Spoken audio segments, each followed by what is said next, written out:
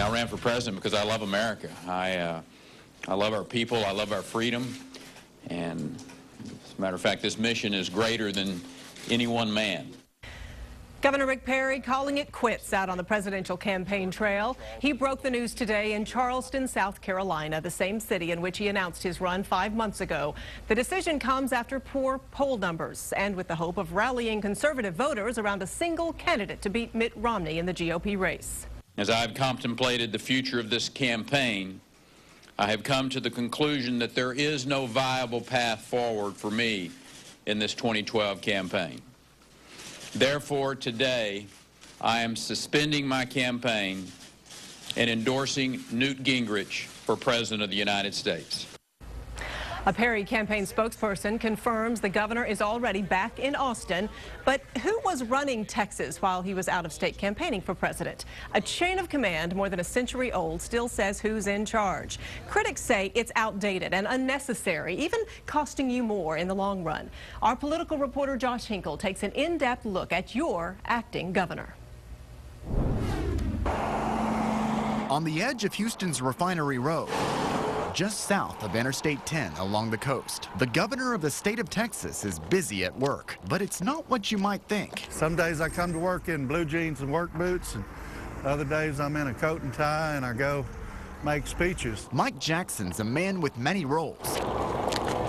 Managing this construction company in LaPorte, serving in the state Senate, running for Congress, and for 15 days so far, filling in for Governor Rick Perry while he's out on the presidential campaign trail. We don't have any big state crisis or any thing take place that would require any immediate action, but you also know that in the event you do, that's your job to do it. You know this guy here on the right where my thumb is? He looks like he might be a nice man. I don't know. Is he good? What about this guy? I don't know anything about him, so I'd have to do some research. My husband, who watches a lot of news, never told me about it. Here's how it works. When the real governor's out of state, there's a chain of command. First, the lieutenant governor, then the Senate pro tempore, that's Jackson, then the Speaker of the House, the Attorney General, and finally, the Chief Justices of the Courts of Appeals. The acting governor's system is nothing new, but it really flew under the radar since Governor Richard Koch's administration back in 1876, when it probably took a fair amount of time to get back to the state to take charge. It has come up in recent years with presidential campaigns, like 2 governors ago when Ann Richards campaigned out of state for Bill Clinton, and most recently George W. Bush when he ran for president. You'd think he was in Texas if you didn't know better. For the first 152 days of Perry's own presidential campaign, his office says he's been out of state 119 times. That's 119 times someone else has been the acting governor.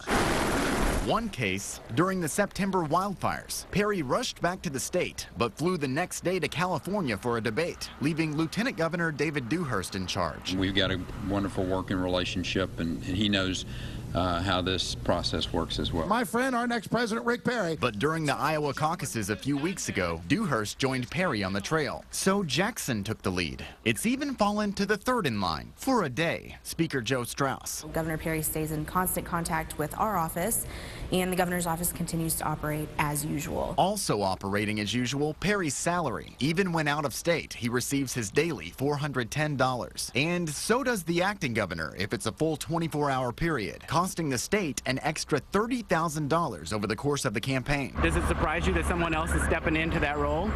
Well, someone has to. Yes, stuff has to get done. I think it's absurd. If I left my job for 15 days, I probably wouldn't have a job. And that but a bunch of bureaucratic bullshit.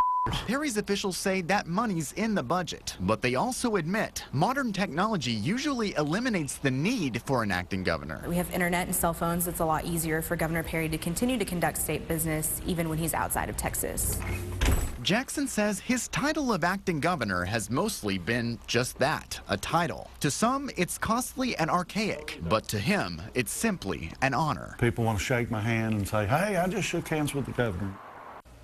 In fact, during his 15 days in this role, he's only come close to a gubernatorial duty once. Perry's office briefed him on an upcoming execution for this man, convicted killer Milton Mathis. However, the governor and the lieutenant governor returned to the state before Jackson had to make the life or death decision of granting a pardon, a decision he says he was definitely glad he was able to avoid. Go to KXAN.com right now to find out more about that execution and the Supreme Court controversy that would have made it an even tougher case to weigh.